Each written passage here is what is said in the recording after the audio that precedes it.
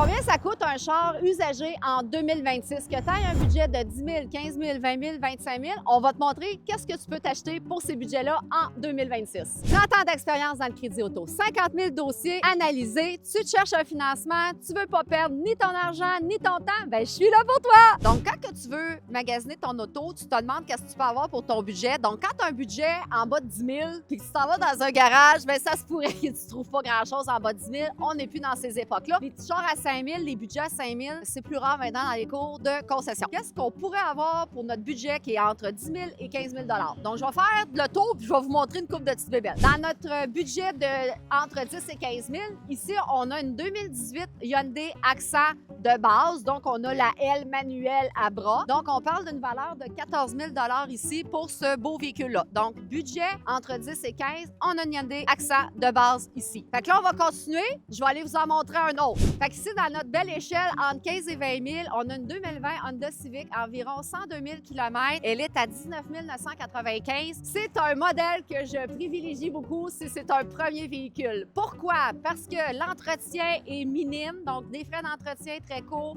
un véhicule qui est hyper fiable. La Honda Civic est vraiment un bon véhicule à acheter. La réputation de la Civic est plus à refaire. Elle est faite. Donc, c'est comme la Toyota Corolla.